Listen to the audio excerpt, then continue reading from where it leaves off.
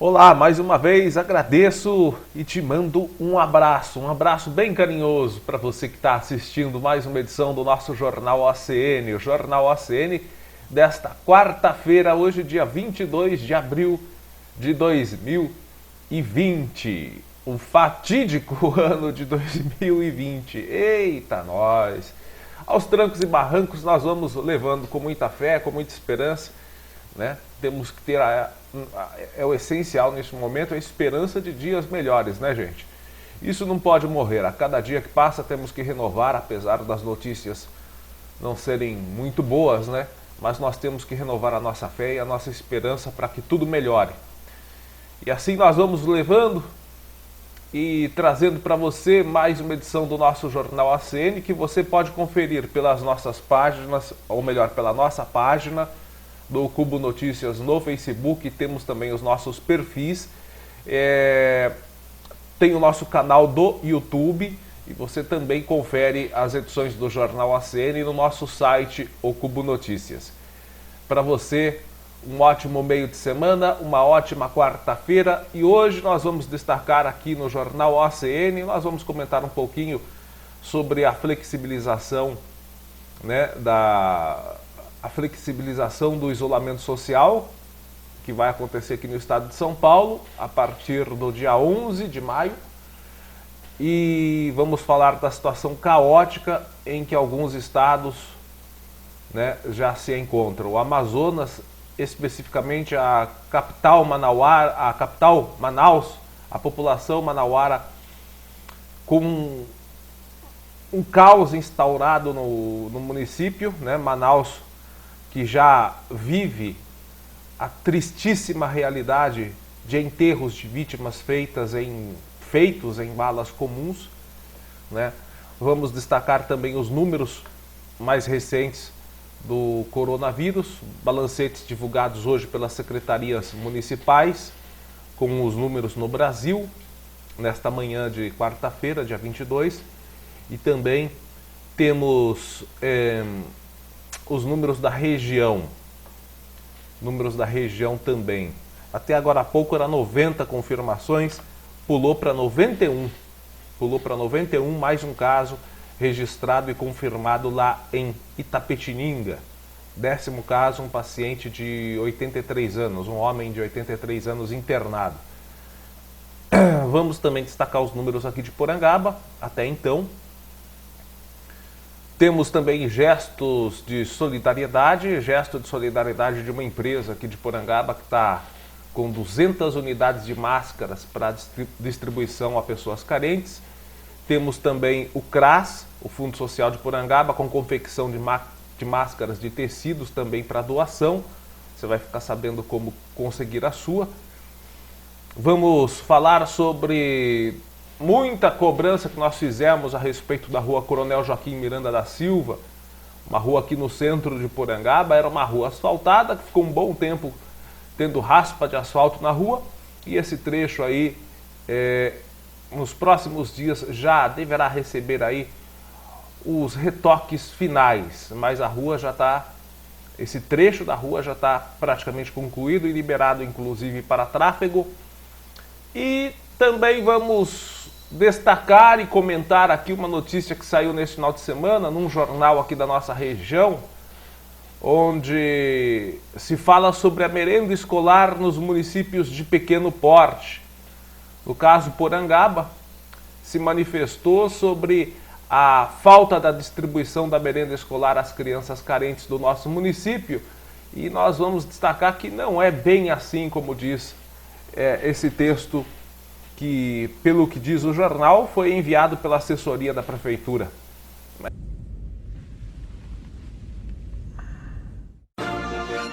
Não é bem assim não, tá? É um texto que não soluciona o problema.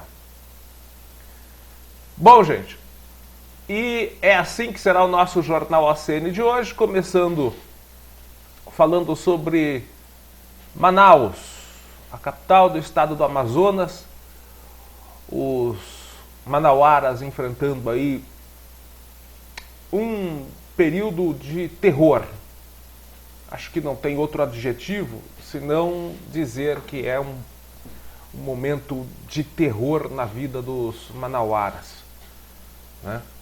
A Prefeitura de Manaus informou ontem, inclusive circulou um vídeo nas redes sociais mostrando um enterro sendo feito de pelo menos 10 vítimas em valas comuns, chamadas pela administração de Manaus como trincheiras para enterrar vítimas do novo coronavírus no cemitério público Nossa Senhora Aparecida, no bairro Tarumã, zona oeste da capital do Amazonas.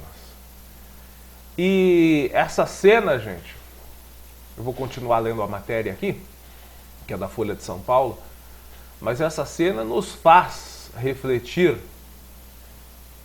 sobre se é ou não viável realmente aos governos estaduais e municipais que receberam o aval do Supremo Tribunal Federal por serem os responsáveis pelo isolamento social. Caberá aos governos estaduais e municipais decidir sobre o isolamento, né? Diante das polêmicas criadas em torno da opinião do presidente Jair Bolsonaro, o STF foi lá e tirou o poder dele sobre essa decisão do isolamento social. Porque por ele já estava tudo aberto, já estava tudo funcionando e as pessoas circulando normalmente, sem isolamento social, né, se infectando. Então o STF, por precaução, falou: não, quem decide sobre isso são estados e municípios. O estado de São Paulo, alguns municípios paulistas já estão fazendo isso, né? Inclusive município que já teve registro aí de casos de morte confirmada pelo Covid-19. Então, nós vamos refletir o seguinte: é o pico da doença agora que chegou o ápice daquela subida da curva que o Ministério da Saúde tanto falava, o ex-ministro falava, né? Porque esse ministro aí, né, tá lá de enfeite, até agora não se manifestou. Até agora não se manifestou. Quase uma semana à frente do Ministério da Saúde e nada, nenhuma palavra dele sobre o problema. Aliás, o pouco que ele falou, né, tem que ser colocado na privada. O homem me falou, esse ministro, o Tait, falou o seguinte: a compra de respiradores talvez não seja um gasto viável ou interessante, porque depois da crise, o que nós vamos fazer com os respiradores? Né? Foi o que disse o ministro, novo ministro da Saúde.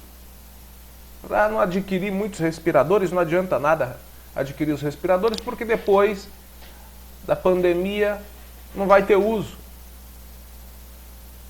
Se for para falar esse tipo de mercadoria, é melhor ele ficar mesmo de boca fechada, viu, gente? Né? E aí?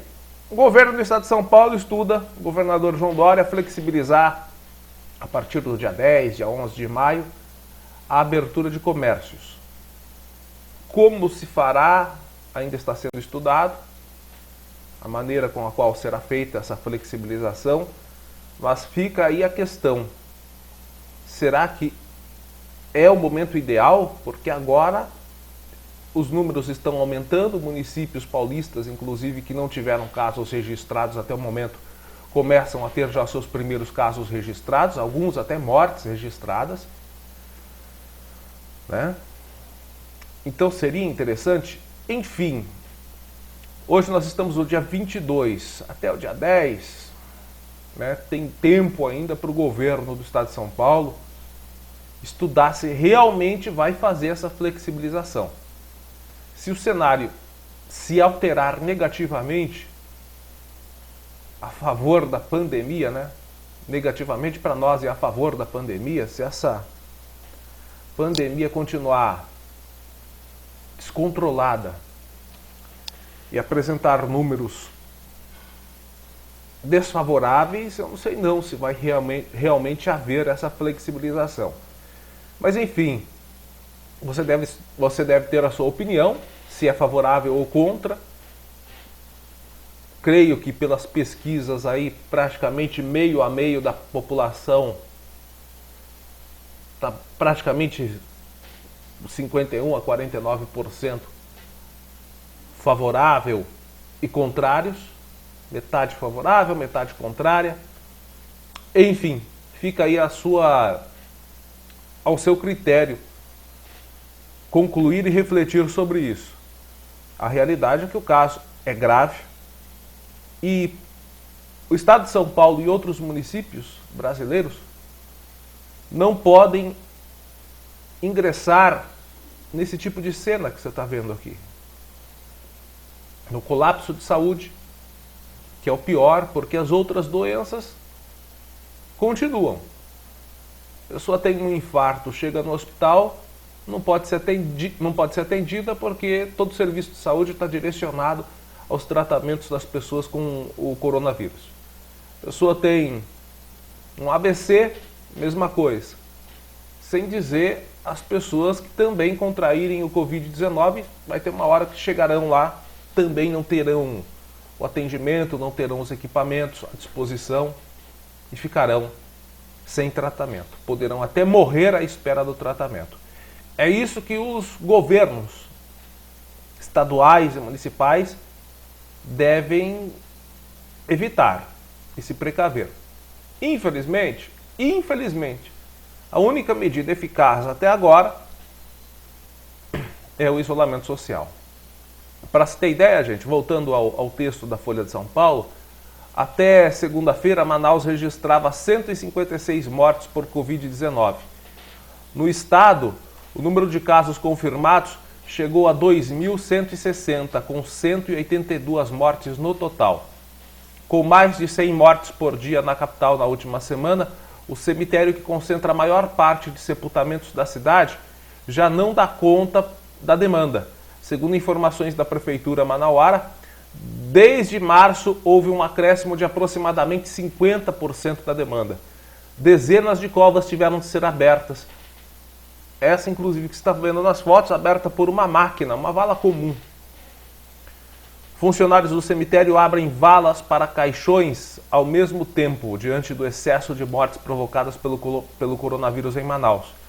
Ontem, a Prefeitura de Manaus informou por meio de nota que, devido ao grande aumento do número de sepultamentos, a Secretaria Municipal de Limpeza Urbana, a CEMUSP, adotou o sistema de trincheiras para enterrar as vítimas do Covid-19.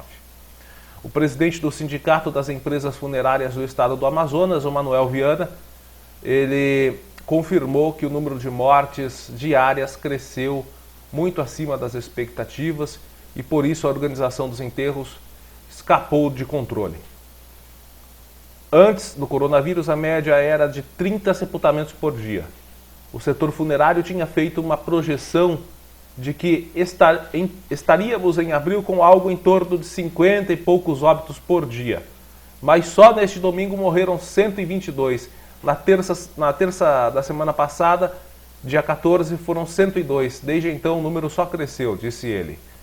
Para encontrar soluções, Manaus criou um comitê de crise para óbitos formado por membros do setor funerário e das secretarias municipais da Mulher, Assistência Social e Cidadania e Limpeza de Serviços Públicos, que iniciaram os debates na segunda-feira. A primeira medida para tentar conter o caos no cemitério Tarumã é o aumento do número de funcionários. Na segunda-feira também, a CEMUSP informou que instalou contêineres frigoríficos no cemitério para comportar caixões que aguardavam sepultamento. Vídeos que circulam nas redes sociais mostram filas de carros de funerárias aguardando para sepultar corpos. A medida visa agilizar, portanto, os serviços SOS Funeral, que hoje é o único responsável para a população mais vulnerável de forma gratuita para realizar o enterro das pessoas que não têm condições para arcar com as custas do sepultamento. As câmaras estão sendo utilizadas para o armazenamento de caixões, enquanto os familiares aguardam o momento do enterro sem a necessidade do veículo do SOS Funeral ficar aguardando a liberação, já podendo retomar a base para novo chamado, diz a nota da Semusp. Os contêineres frigoríficos que também foram instalados pelo governo do Amazonas em unidades hospitalares de Manaus, após a repercussão de um vídeo que mostrava corpos com suspeita de Covid-19 deixados ao lado de pacientes internados no hospital João Lúcio, na Zona Leste. Gente, este é um exemplo do tamanho do caos que pode chegar muitos municípios brasileiros e até todos os estados brasileiros se medidas efetivas não forem adotadas. É por isso que eu fiz a questão e eu acho que você deve tirar as suas conclusões. Seria este o momento ideal para a flexibilização do isolamento social? Enfim, tem que se entender o lado da economia, mas tem que também se entender o lado da vida. Meu amigo e minha amiga, estamos diante de uma espada de dois gumes. Ou daquele famoso provérbio, se correr o bicho pega, se ficar o bicho come. Vamos aos números do coronavírus no Brasil e também com os números aqui da nossa região. As secretarias estaduais de saúde divulgaram hoje às 7h50 da manhã 43.592 casos confirmados de infectados pelo novo coronavírus, o SARS-CoV-2 ou Covid-19, o nome mais popular aqui no Brasil. São 2.769 mortes até hoje de manhã. As mortes estão concentradas nos estados de São Paulo, com 1.093, no Rio de Janeiro, com 461 e em Pernambuco, com 260. E estão crescendo em ritmo acelerado. São mais de 1.000 nos últimos 7 dias. São os números de hoje de manhã. E à tarde vem o balancete do Ministério da Saúde. Será que o ministro da Saúde, o novo ministro da Saúde, vai ter culhão para dar a cara hoje? Não consegue, né? E para aparecer, para dar alguma satisfação à população brasileira? Né? Ou será que vai continuar com aquela cara dele de múmia, sem se pronunciar, sem dar uma satisfação, sem apresentar as ideias e os trabalhos do Ministério da Saúde para conter essa pandemia? Pelo jeito não é só a cara de morto que ele tem não, hein? Bom, pessoal, aqui na nossa região, casos confirmados, como eu disse agora há pouco, eram 91, eram 90, e agora há pouco subiu para 91, agora há pouco, né? Subiu para 91, é mais um caso na cidade de Itapetininga. Um homem de 83 anos que está internado. Está internado com confirmação do coronavírus. Tatuí segue liderando com 15 casos confirmados. Avaré e Itapetininga tem 10. Lembrando que cada um tem uma morte. Avaré, 10 casos confirmados com uma morte confirmada. Itapetininga, a mesma coisa.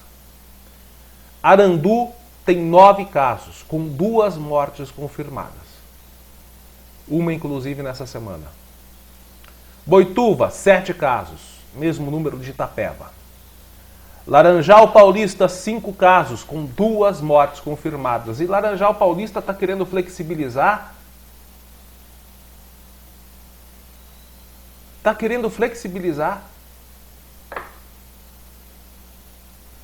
Pilar do Sul, 5 casos. Capão Bonito, 4 casos, com uma morte confirmada. São Miguel Arcanjo, 4 casos. Fartura, 3 casos confirmados. Piraju, 3 casos confirmados. Alambari, 2. Itararé, também 2. Taquarituba, 2 casos confirmados. Angatuba, 1 caso confirmado com uma morte. Conchas também. 1 caso com uma morte. Ou seja, em Angatuba, o caso que se confirmou em Angatuba evoluiu para óbito. Confirmado. Em Conchas, a mesma coisa. O caso de Covid-19 identificado em Conchas evoluiu para óbito. Itapiraí também tem um caso confirmado. Gente, aqui em Porangaba, vou colocar aqui, está na página da prefeitura. Na sexta-feira nós gravamos o jornal e assim que nós terminamos a gravação, já estávamos aí, né, renderizando o vídeo do jornal de sexta-feira, saiu o vídeo da secretária de saúde aqui de Porangaba, a dona Marineide Hermida, na presença dos médicos Dr. Rafael e doutora Priscila, passando as informações sobre novos números do coronavírus aqui em Porangaba, né? E depois nós divulgamos o vídeo também, a matéria escrita, explicando, transcrevendo aí o que eles falaram sobre o coronavírus aqui, né?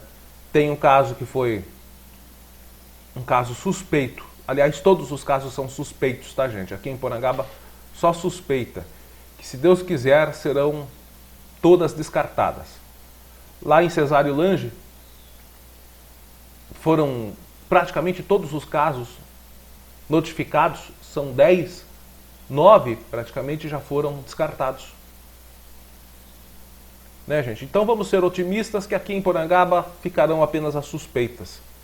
Tem um caso na semana retrasada de um homem de 45 anos que ficou em isolamento domiciliar.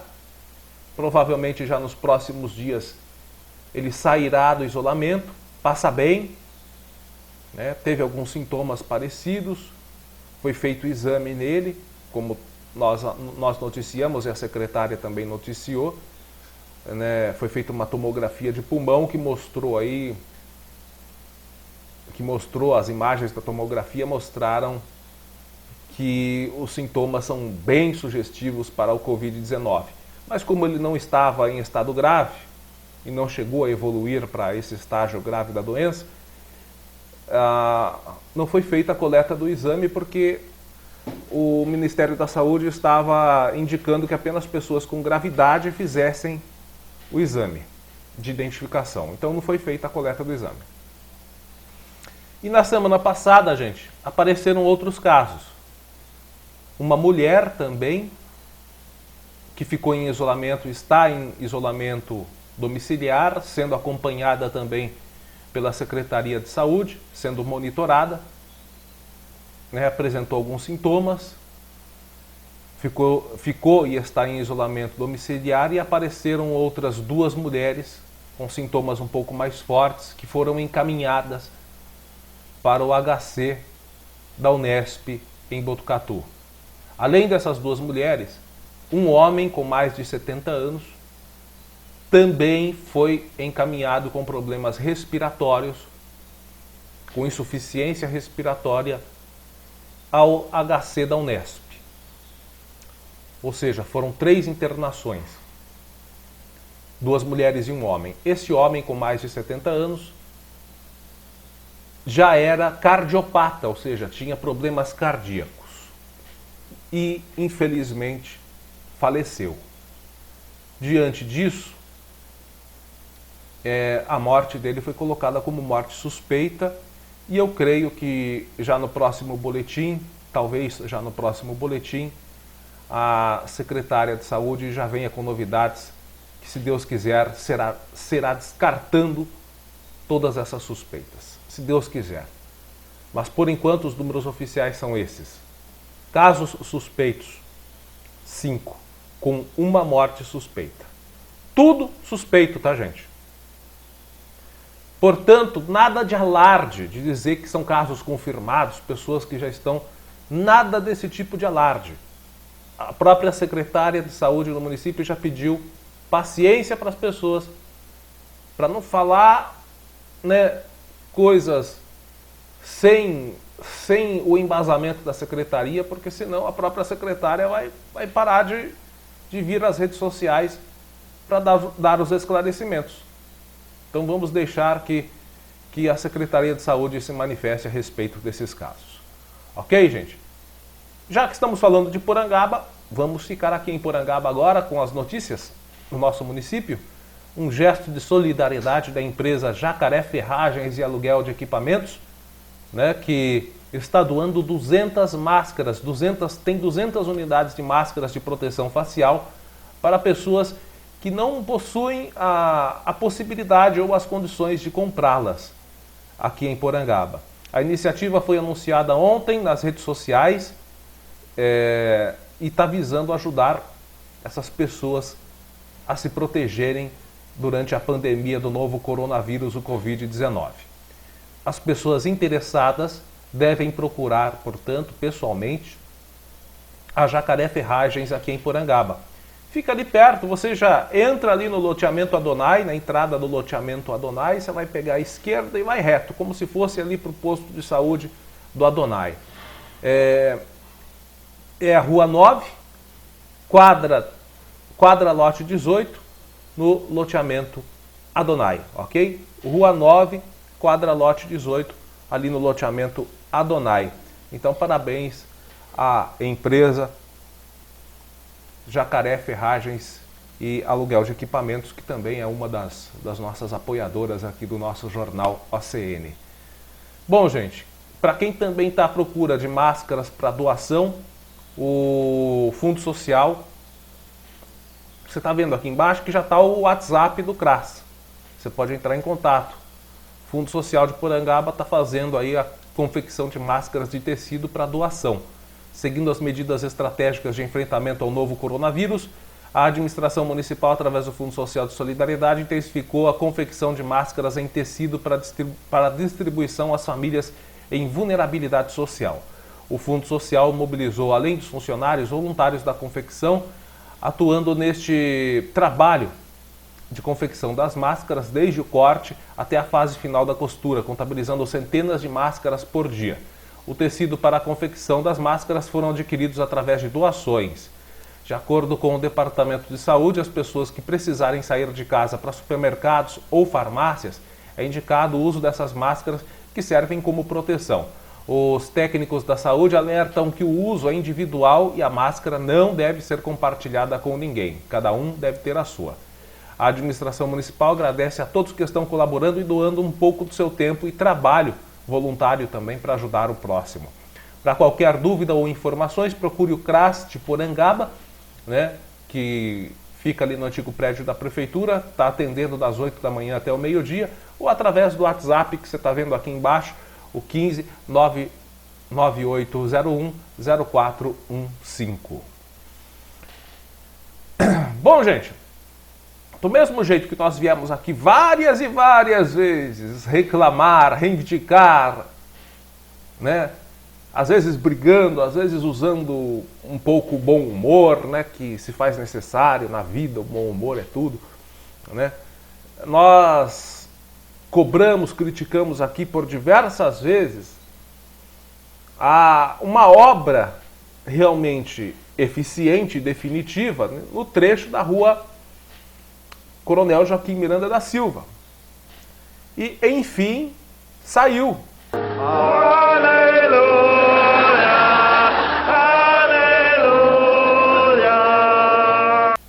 aleluia. Na segunda-feira, dia 13, não nessa agora a outra, o prefeito Luiz Carlos Vieira Sobrinho esteve vistoriando os serviços de reconstrução da pavimentação asfáltica da rua Coronel Joaquim Miranda da Silva. A prefeitura alega que na oportunidade havia solicitado que a equipe se deslocasse para a realização de outros serviços, agora na rua Prefeito Domingos Diniz Vaz. Fica ali passando o acesso ali do Colina Verde. E depois de 15 dias, depois eles fizerem esse trabalho na Domingos Diniz Vaz, eles retornam para finalizar os serviços da Coronel Joaquim Miranda da Silva. Isso é para, segundo a prefeitura, observar neste período a qualidade dos serviços antes da sua finalização e entrega por parte da empresa Rancho da Colina, que é responsável pela obra, cujo valor estimado é de R$ 274.567,70, sendo R$ 270.476,19 oriundos da União, por indicação do deputado Eli Correia Filho, e R$ R$191,51 foram provenientes de recursos próprios do município, que são os chamados recursos de contrapartida. E aqui, segundo o prefeito, ele disse o seguinte: essa é uma antiga reivindicação da população, bota antiga nisso, considerando que devido à baixa qualidade do solo e por encharcar com facilidade, os serviços de pavimentação desse trecho sempre apresentaram problemas, motivo pelo qual solicitamos à empresa que fizesse uma base especial com pedras e drenagem para que a pavimentação tenha maior durabilidade, disse o prefeito Luiz Uderaldo. Está aí, portanto, uma reivindicação da população e nossa, feita por anos, que finalmente foi atendida. Tem outras ainda, mas depois a gente faz, né, gente? Hoje o assunto é outro. Tem mais uma reivindicação aqui que nós estamos fazendo há algumas semanas. Merenda escolar para as famílias carentes. Merenda escolar para crianças que possuem poucas condições financeiras e são ingressas da rede municipal de ensino. Olha, nesse final de semana, um jornal de circulação regional colocou um texto atribuído à assessoria da prefeitura, explicando, ou pelo menos tentando explicar no Vai Que Cola, sobre a merenda escolar aqui em Porangaba. Sei. E o texto diz o seguinte: o título do texto: Merenda escolar para municípios de pequeno porte. Vou ler para vocês aí o texto. Diz o seguinte: e infelizmente vemos muitas notícias e informações imprecisas e incorretas, principalmente em redes sociais. Além, é claro, de algumas pessoas que não gostam da atual administração e são opositores ao prefeito Luiz Uderaldo e acabam querendo induzir a população a acreditar que a prefeitura é quem não está fazendo a sua parte. Assim, vamos explicar que a merenda escolar é voltada para alunos nos estados, ou melhor, voltada para os alunos em estudo. É que o texto está muito pequeno aqui, viu, gente? Estou pegando pela internet, a imagem deles não está em boa resolução, está muito pequena. Então diz assim: assim vamos explicar que a merenda é voltada para alunos em estudo. Esse tempo que as crianças não estão tendo aulas no retorno das merendas, a prefeitura tem que garantir a alimentação dos alunos. No retorno, a prefeitura tem que garantir a merenda dos alunos. Os valores que o Estado e a União enviam aos municípios são irrisórios para manter e custear a alimentação que a administração municipal distribui aos alunos. A União envia por aluno o valor de R$ 1,07 para a creche e 53 centavos para a pré-escola, 36 centavos para o ensino fundamental. O Estado envia por aluno o valor de R$ 1,14. Logo, podemos ver que os recursos são bem escassos. Em Porangaba, as compras e aquisições são efetuadas em sua maioria semanalmente, por não possuirmos muito espaço para armazenamento, para que os alimentos sejam mais frescos e para uma alimentação saudável. Assim, nossos estoques são pequenos e não temos problemas com desperdícios de alimento por data de validade. O governo do estado de São Paulo criou o programa Merenda em Casa. Porém, até o momento, o mesmo não foi disponibilizado aos municípios, somente para alunos da rede estadual de ensino, que estão recebendo o valor de R$ 55 por aluno para aquisição de gêneros alimentícios. O governo federal não liberou nenhum recurso a mais para o Programa Nacional de Alimentação Escolar, o PNAE. Apenas autorizou a distribuição de alimentos que as cidades já tinham em estoque. Afinal, se não fossem autorizados os alimentos, seriam perdidos. Dessa forma, informamos à população que a Secretaria Municipal de Educação não criou nenhum programa deste gênero, pois não possui recursos para isso e nem distribui alimentos da merenda escolar porque não possuímos estoque. Um ou outro alimento que estiver próximo da validade será encaminhado para a Secretaria da Assistência Social para distribuição. Salientamos que os recursos não utilizados nesse momento serão utilizados futuramente, uma vez que esses dias parados serão descontados dos dias de recesso escolar. Gostaríamos de estar todos com as aulas normais, com os alunos se alimentando como de costume, mas nesse momento difícil os municípios precisam de auxílio, dos governos. Enfim, e segundo aqui o texto diz o seguinte, foi o que explicou, foi o que comentou o secretário de Educação, Rogério Domingos Ferreira. Olha, eu acho que, eu não sei se é por falta de capacidade intelectual ou por excesso, talvez, de demagogia, que se fala aqui que a notícia é imprecisa, que as cobranças são imprecisas, são incorretas, né, que levam as pessoas a terem uma informação ou serem induzidas. A população não se induz porque ela tem a capacidade intelectual de entender o que nós cobramos aqui. O que nós estamos cobrando é a distribuição de merenda escolar para famílias carentes que pertençam ou estejam inscritas em algum programa social. Não é para todas as crianças. Portanto, é sim, se você for filtrar e ficar nessas pessoas que estão inscritas em programas sociais, você consegue sim ter um orçamento para distribuir. Agora, se for distribuir para todo mundo, talvez não dê o dinheiro. Tudo bem. O que eu não acredito, já que na escola se alimentam todas as crianças, independente de classe social, né?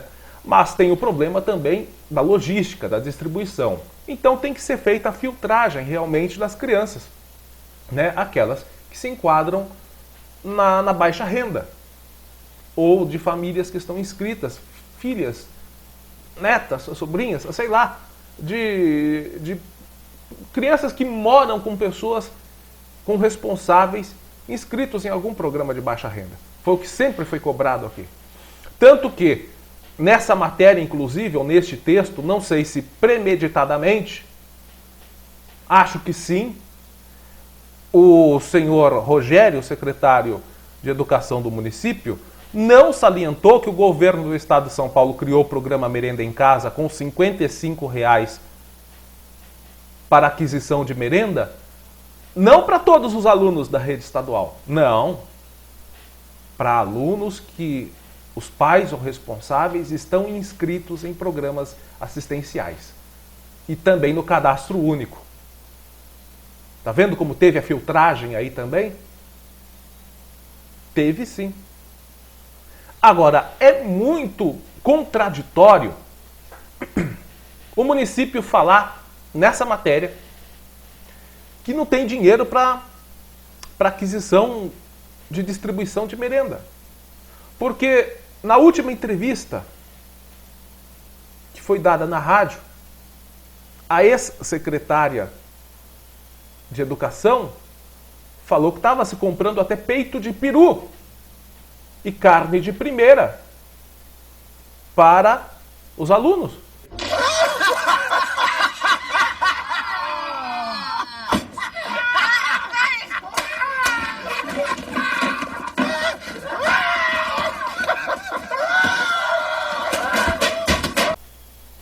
Então como que não tem dinheiro? Diz que a merenda subiu, melhorou de qualidade nessa administração. Diz que a qualidade da merenda dessa administração é uma coisa surpreendente. Os alunos estavam comendo peito de peru. Foi o que falou na última entrevista, quando a rádio ainda funcionava, né? Falou lá, peito de peru. Carne de primeira. Então como é que é agora? Bom, mas enfim, né? No mesmo jornal, na página 3, eu vou colocar aqui para você ver.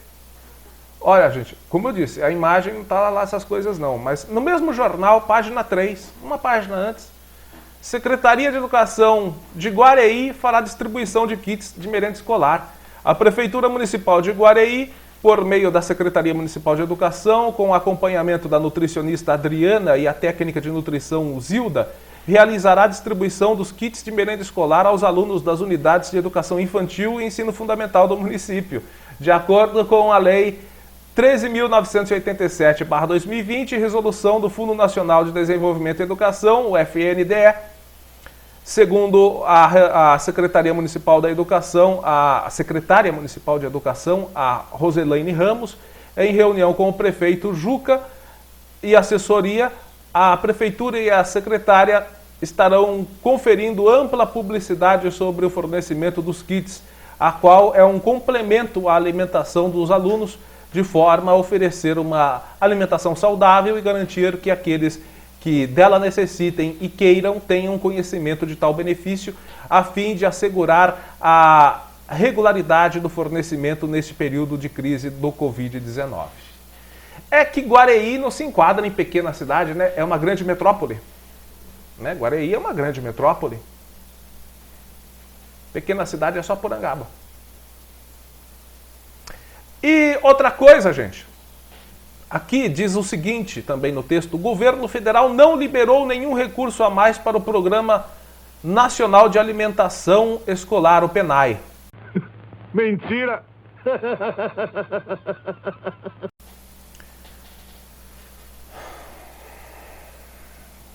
O Planalto sancionou a Lei 13.987 de 2020, que garante a distribuição dos alimentos da merenda escolar às famílias dos estudantes que tiveram suspensas aulas na rede pública de educação básica devido à pandemia do novo coronavírus. A lei foi publicada em edição extra do Diário Oficial da União, terça-feira. Então agora não é mais desculpa. Agora não tem mais desculpa, secretário. E eu tenho certeza que aí não tem falcatrua nenhuma. Tá aí, ó. Terça-feira. Saiu no Diário Oficial da União, terça-feira, dia 7.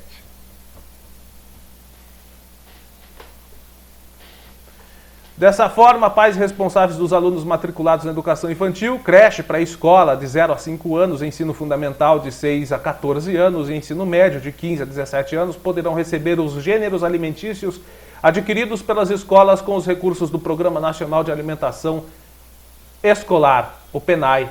É o mesmo que o secretário falou que não enviou recurso nenhum. Peguei vocês, enganei vocês. A legislação é originária do projeto de lei PL 786/2020 do deputado Hildo Rocha, do MDB do Maranhão. O texto assegura que o dinheiro do PNAE continuará a ser repassado. Continuará! Ou seja, estava sendo repassado. Continuará a ser repassado pela União a estados e municípios e Distrito Federal para a compra de merenda escolar, mesmo com as aulas suspensas. Ou seja, não é o que o secretário disse no jornal assessorativo. É o jornal assessorativo, né? Assessorativo. Só escreve o que a assessoria manda. Então não é isso, não só quando tem aula, não. O projeto de lei 786 garante que continuará a ser repassado pela União a estados, municípios e o Distrito Federal a compra de merenda escolar, mesmo com aulas suspensas. Isso saiu no Diário Oficial do dia 7.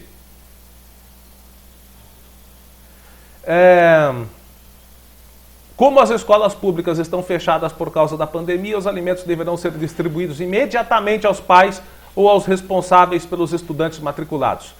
A distribuição dos alimentos da merenda escolar poderá ser feita todas as vezes em que as aulas da rede pública forem suspensas em razão de situação de emergência ou de calamidade pública em caráter excepcional, diz a lei.